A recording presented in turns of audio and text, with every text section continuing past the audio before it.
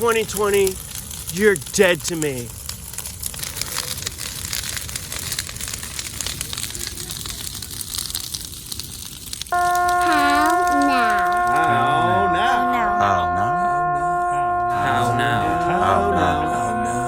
is how now. How now? Hello, my name is Michael. I make art under big flowers. It's a lot of, pieces of paper, a couple moving parts. I hope you enjoy.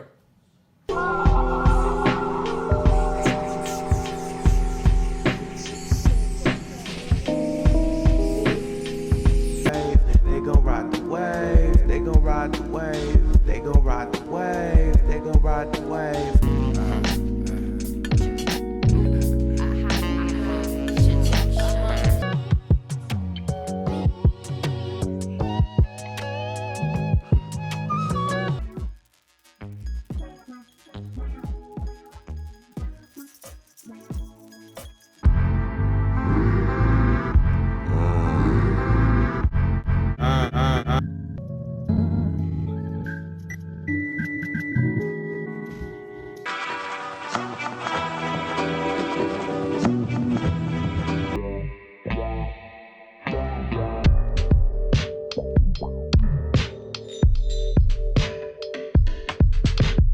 I think that's what's so important about photographers is that we are capturing, for most of us, for our entire lifespan, but we're capturing like certain moments in time for people that may never be captured again. You know what I mean? Yeah. There may never be anyone around to offer that ability to capture that person and what they're doing in that time of their life. Exactly. And so, I think if people look at what we do in that way, it'll give us a little more credibility. But I'm finally feeling like we've got to the point where we don't need that. You know what I mean? Yeah. Like, I feel like now people are really realizing the importance of like capturing images in all ways and being able to actually make a living off of it too. Yeah, and I think that's the interesting leap, right?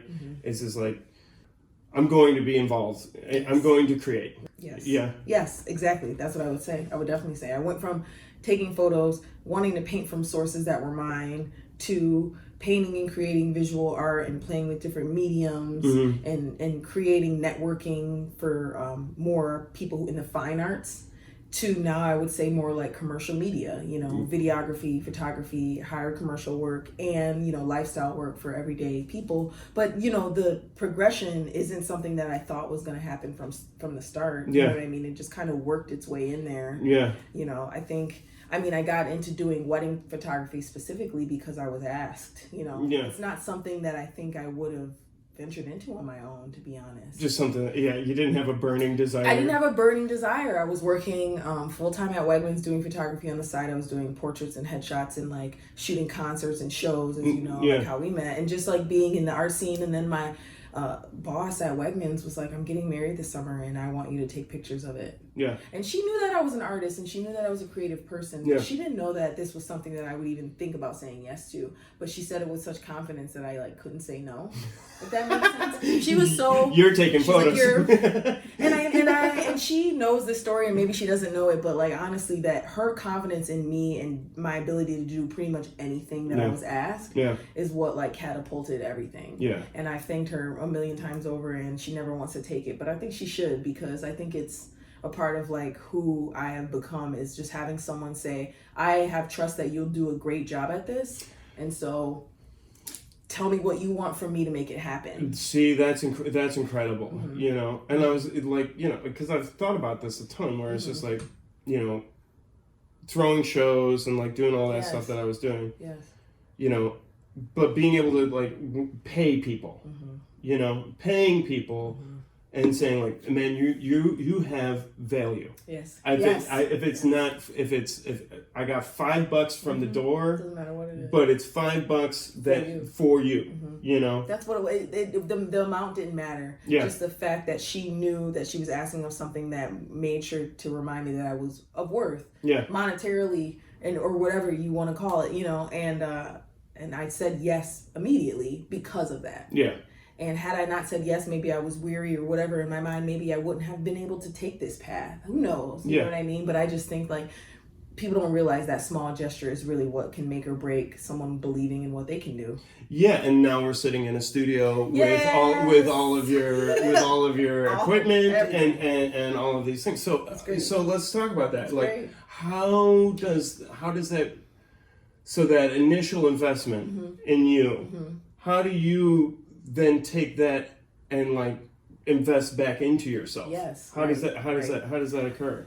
So my main thing in investing back into myself is trying to take like any sort of classes. Yeah. Any sort of online classes. Like the interesting thing about being in media is, you know, we've been doing a lot of these I guess you'd say like Zoom classes and conferences for years. Yeah. I mean, there's people who live in Europe who are teaching me how to use my triggers and my flashes properly. Oh, and wow. then there's people who live, you know, and on the West Coast who are telling me about like making sure to capitalize on sunset lighting. You know what I mean? Yeah. So there's people all over the world who've been doing this for years who want to make sure that they're teaching photographers really well, but they know that we don't have to be right in front of them to do it. Yeah. So it's been really nice to be able to invest in these type of classes and teachings like all over the country and all over the world for years, just by like, you know, logging in and connecting that way. Yeah. And I think a lot of the world is realizing that this is more recent. You know what I mean? Yeah. Like, this is all new to a lot of people. Yeah. So I think, you know, the Zoom conferencing and kind of getting to know your craft digitally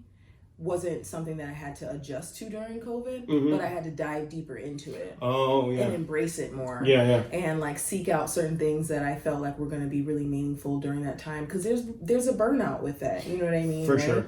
So just, I would say ultimately just investing in having someone else who knows just a little bit more about your craft teaching you, and not being so humble where you can't take that with open arms. So how do you get to that point where, you know your capacity, but you want to be on the other side. You know, you want to be a little, you want to up your capacity a little bit. It's an internal conversation to say, okay, am I ready to accept and welcome feedback? Yeah. Positive or negative. Yeah. So then I just returned to, you know, the customer service in me, because I worked in food retail for almost 12 years. I worked for Wegmans Food Markets for almost 12 years. I learned about getting feedback from doing that type of work. Yeah. You know what I mean? Working for a giant corporation that's teaching you that the customer's always right, or the customer needs to be like serviced no matter what. Yeah. So then I just started doing what I felt like I would like from a lot of other small business owners and vendors, was asking my clients to give me the feedback. Yeah. Reaching out for it, you know, and maybe saying like, leave me a review, but also not only that, like tell me what worked or didn't work. And people will honestly take you up on that when you ask them. Yeah. I think when you're supposed to let them do it on your own, you get a different response. Yeah. But I think if you solicit it and you make sure that people know that this is something that you want to use to grow from, they take more honor in it and more time in their response. Oh, yeah. Because I think most people don't have that happen where they get reached out to ask for their feedback. You know what I mean? Like, for the most part, it's been good, which is great. Yeah. Which is great. But even when it's not, or even if it's something that can be slightly changed, I always take that into account. And I think that's what's helped me grow. And I think that's why, you know, going from someone who's been creating for themselves primarily for the beginning half of their life to trying to be successful and making a living off of it, the transition is like night and day. Yeah. You know what I mean? You want to stay true to who you are and what you do, and you want to never be stripped of making what felt good now feel like a job. Yeah. But you also want to make sure that you're being professional and that you can do both. Yeah. You know, so there is a really delicate balance there that I think is taking a long time to get to, and I finally feel comfortable that I'm there.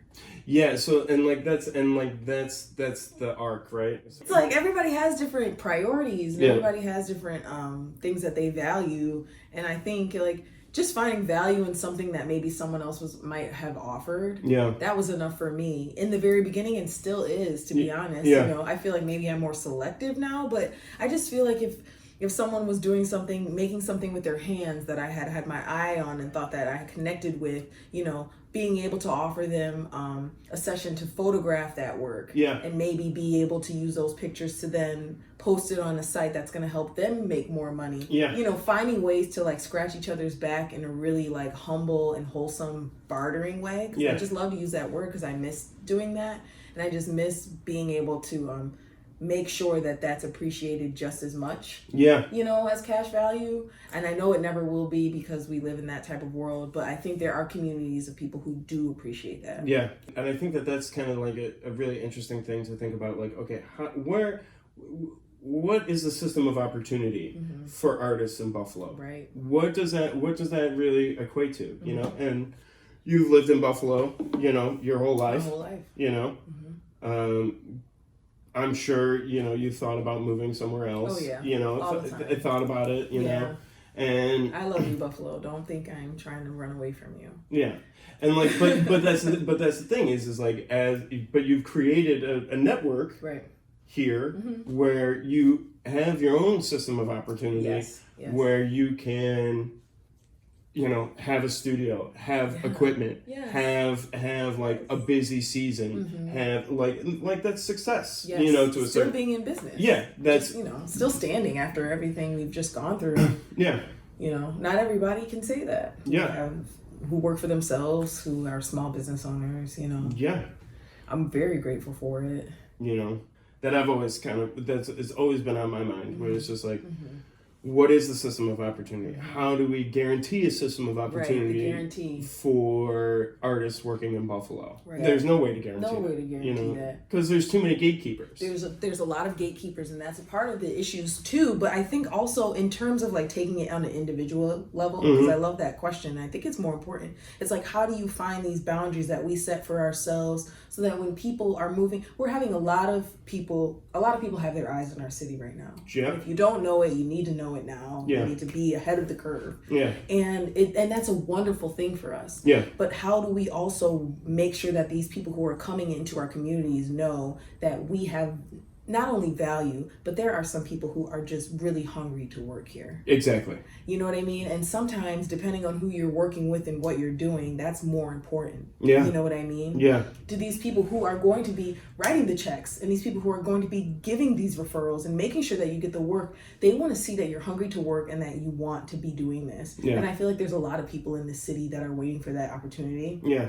So if you know that and you get your mind set on that, that's when you start to build that gradient of, okay, I'm moving slowly from a bartering system to, explaining to people, this is what I offer. This is the investment that you're making in me. Yeah. And this is what you're going to get out of working with me. Yeah, exactly. And I think being able to express that confidently is what is going to get our city and our artists and our musicians and all of our creatives in our city on a level where they are going to be doing this and making a living off of it. Yeah. And it's not going to be questionable. Yeah. It's going to be like obvious. Yeah. And apparent, you know? How now?